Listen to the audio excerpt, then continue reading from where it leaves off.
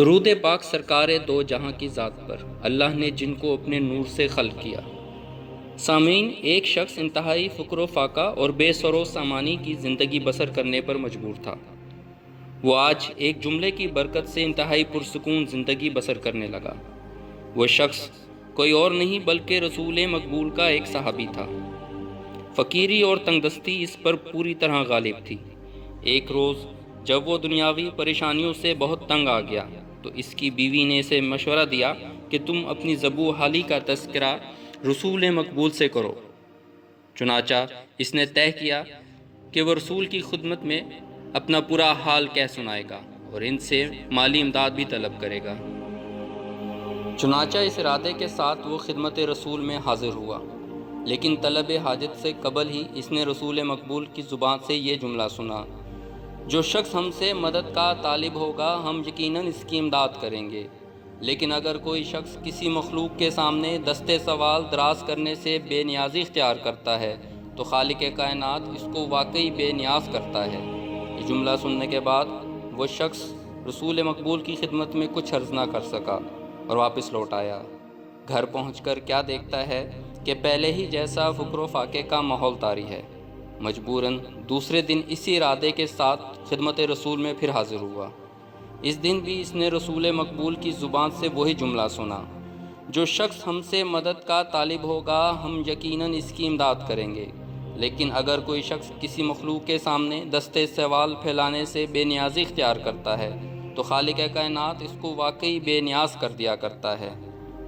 اس بار بھی وہ اپنی حاجت بیان کیے بغیر گھر واپس لوٹ آیا، لیکن گھر پر چھائی ہوئی بے سر و سامانی اور غیر معمولی مصائب روزگار نے اس بات پر مجبور کر دیا کہ وہ دوبارہ طلب حاجت کا ارادہ لیے ہوئے خدمت رسول میں پہنچ گیا۔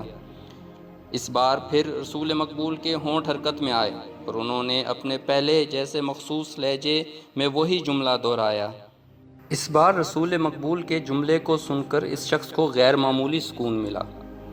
اسے ایسا محسوس ہوا جیسے یہ جملہ ہی اس کی تمام پریشانیوں کو دور کرنے کی کنجی ہے۔ اس دفعہ جب وہ خدمت رسول سے اٹھ کر جانے لگا تو اسے بے پناہ سکون کا احساس ہو رہا تھا۔ وہ نہایت اطمینان کے ساتھ قدم بڑھاتا ہوا اپنے گھر کی طرف جانے لگا۔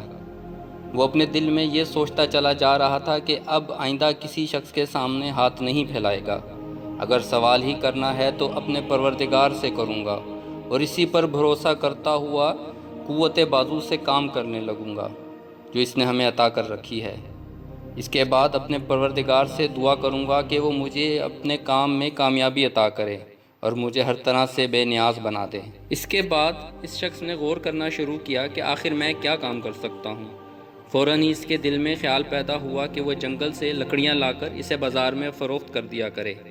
اس نے پڑوسی سے کلہاڑا ادھار مانگا اور جنگل کی طرف چل پڑا۔ تھوڑی محنت کے بعد اس نے بہت سی لکڑی اکٹھی کر لی اور اسے بازار لا کر فروخت کر دیا۔ اس طرح اسے اپنی محنت کا پھل بہت اچھا معلوم ہوا۔ چنانچہ آئندہ بھی اس نے یہ کام جاری رکھا۔ آہستہ آہستہ اس نے اپنی آمدنی سے کلہاڑا خرید لیا۔ پھر کچھ دنوں کی آمدنی سے اس نے کچھ جانور اور دیگر گھریلو سامان بھی خرید لیے، لیکن وہ جنگل سے لکڑیاں کاٹ کر اسے برابر فروخت کرنے لگا اور کچھ عرصے بعد ایک مالدار تاجر بن گیا اور غلام بھی رکھ لیے۔ ایک روز رسول مقبول اس شخص کے پاس گئے اور مسکراتے ہوئے کہا: میں نے کہا تھا کہ جو شخص ہم سے مدد چاہے ہم اس کی ضرور مدد کریں گے، لیکن اگر کسی شخص نے بے نیازی سے کام لیا تو پروردگار عالم اسے یقیناً بے نیاز بنا دے گا۔ اللہ تعالی ہمیں رسول خدا کی تعلیمات پر عمل کرنے کی توفیق عطا فرمائے۔ اللہم صلی علی محمد و آل محمد۔